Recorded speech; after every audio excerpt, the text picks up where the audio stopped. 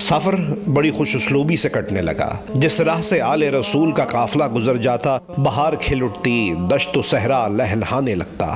جہاں پڑاؤ ڈالتے، عارضی مختصر سا قصبہ بس جاتا۔ آس پاس کے لوگ زیارت کے لیے ٹوٹ پڑتے، دکانیں سج جاتی، قہوہ خانے بند ہو جاتے۔ عوام خون کا سا گھونٹ پی رہے تھے۔ بے قصور آل رسول کی ہتک سب کو ناگوار گزر رہی تھی۔ حسین وطن چھوڑنے پر مجبور کیے گئے اور لوگ بے بسی سے گمسم دیکھتے رہے۔ اور تو کچھ بس میں نہیں تھا۔ لوگ ڈھیروں اناج، دودھ، پنیر اور کھجوریں اور مشروبات اور مویشی تحفے میں لے کر آتے۔ حسین رضی اللہ تعالیٰ عنہ خیمے سے نکل کر آ جاتے۔ بے مثال مجمع جمع ہو جاتا۔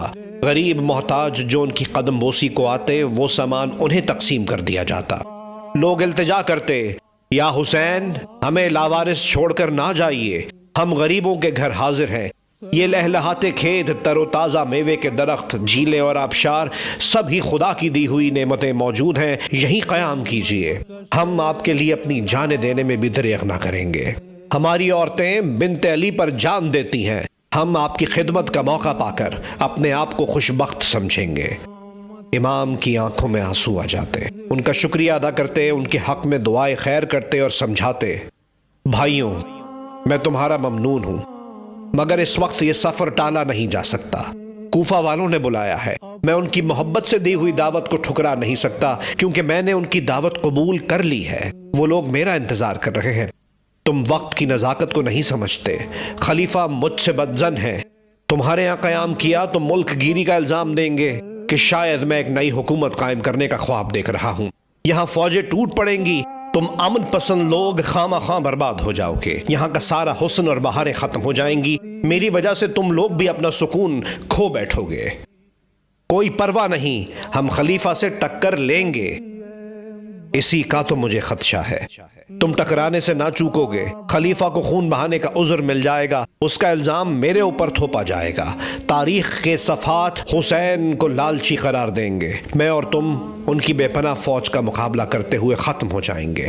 یہی تو وہ چاہتے ہیں جو میں نہیں ہونے دوں گا۔ اگر زندگی نے وفا کی تو اس محبت اور جانثاری کا لطف اٹھانے ایک دن ضرور تمہارے پاس آئیں گے۔ لوگوں کو سمجھا بجھا کر حسین آگے روانہ ہو جاتے ہیں۔ اگر ان کی نیت کچھ اور ہوتی تو وہ بڑی آسانی سے ان قبیلوں کو ساتھ لے کر ایک عظیم فوج تیار کر سکتے تھے اور اکثریت ان کے ساتھ آ جاتی، مگر وہ خون خرابے سے بچنا چاہتے تھے۔ اگر مسلمان آپس میں لڑنے لگے تو تباہ ہو جائیں گے۔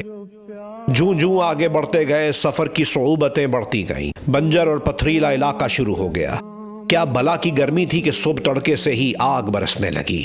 دور دور سبزے کا نام نہ تھا، سب کے چہرے جھلس کر سولا گئے، چشمے خشک پڑے تھے، کنویں سوکھ چکے تھے، کلیجے پھونک جاتے تھے۔ جہاں ذرا سا نخلستان مل جاتا، سب کی جان میں جان آ جاتی، دیوانوں کی طرح پانی پر ٹوٹ پڑتے، ڈھالیں، تلواریں اور زرہ بختر انگاروں کی طرح سلگنے لگتے، سب پانی میں ڈبو کر ٹھنڈے کیے جاتے، گھوڑوں اور اونٹوں میں جان پڑ جاتی، تازہ دم ہو کر سبزے پر حسرت کی نظر ڈالتے، پھر جھلستی ریتیلی دنیا میں قدم بڑھانے لگتے۔ بچے سفر کی تکلیفوں سے تھک کر رونے لگتے، میلوں یکساں ریت دیکھ کر وحشت ہونے لگتی۔ ایک دن ایک ہرنی نظر آئی، 2 بچے اس کے ساتھ تھے، قلانچیں بھرتی نکل گئی، بچے خوشی سے تالیاں بجانے لگے، ذرا دیر کا مشغلہ ہو گیا، کئی بار ہرنی اور بچے نظر آئے، پھر نہ جانے کدھر غائب ہو گئے، بچے اداس ہو گئے۔ یہ ہرنی کوفہ میں ہماری آمد کی خبر دینے گئی ہے۔ عون رضی اللہ تعالی عنہ نے محمد رضی اللہ تعالی عنہ سے کہا، یقیناً اور بہت تیز گئی ہے تاکہ لوگ ہمارے آنے کی تیاریاں کر لیں۔ بچے سوچ کر جی بہلانے لگے، مگر آگے چلے تو ہرنی پھر ملی۔ اب اس کے پاس ایک ہی بچہ تھا، وہ بڑی بے چین نظر آ رہی تھی، قافلے کے ساتھ ساتھ چلنے لگی۔ سب کو بڑا تعجب ہوا کہ دوسرا بچہ کہاں گیا۔ امام کے سامنے مقدمہ پیش ہوا، انہوں نے فوراً قافلے کو رکنے کا حکم دیا۔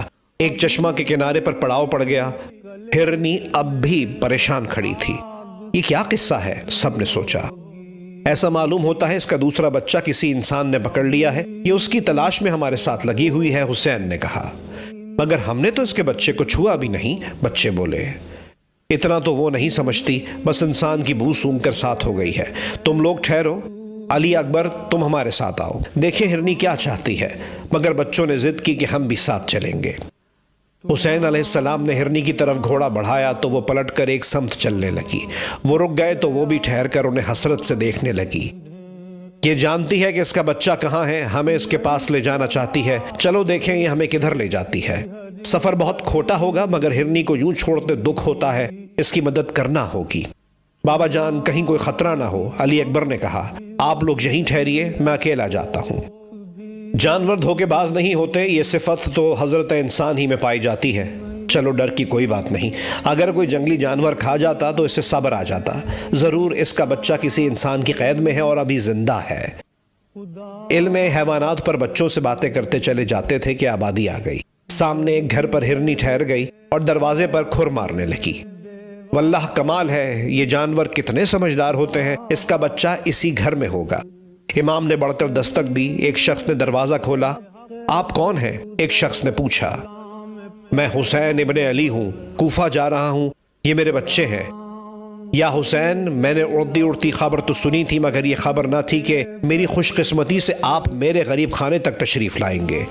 یا حسین، مجھے اپنی خدمت کی سعادت بخشیے۔ اتفاق سے آج ایک ہرن کا بچہ ہاتھ آ گیا، میں اسے ذبح کر کے ابھی کباب تیار کرتا ہوں۔ میں نے سوچا تھا ذرا بڑا ہو جائے تو کام میں لاؤں گا مگر وہ عجب جانور ہے، جب سے لایا ہوں کوشش کر کے ہار گیا، دانا پانی منہ کو نہیں لگاتا۔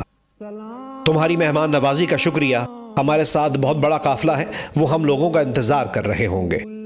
آقا، یہ کیسا ظلم ہے، میرے دروازے پر حسین ابن علی تشریف لائے اور میں ان کی خدمت سے محروم رہوں، خالی ہاتھ رخصت کر دوں؟ ہم خالی ہاتھ نہیں جائیں گے، تم اگر کوئی تحفہ دینا چاہتے ہو تو وہ ہرن کا بچہ ہمیں دے دو۔ ہرن کا بچہ تو کیا آقا، میری جان حاضر ہے۔ وہ شخص بھاگا ہوا گیا اور بچہ لے آیا۔ بچہ قلانچے بھرتا اپنی ماں کے پاس دودھ پینے لگا۔ امام کی آنکھوں میں خوشی سے آنسو آ گئے، بچے تالیاں بجانے لگے۔ تمہارا کیا نام ہے عزیزم؟ ہمارے غمگین دل کو تم نے بڑی مسرت بخشی۔ اس شخص سے شکریہ کے بعد رخصت ہو کر حسین قافلے سے آن ملے۔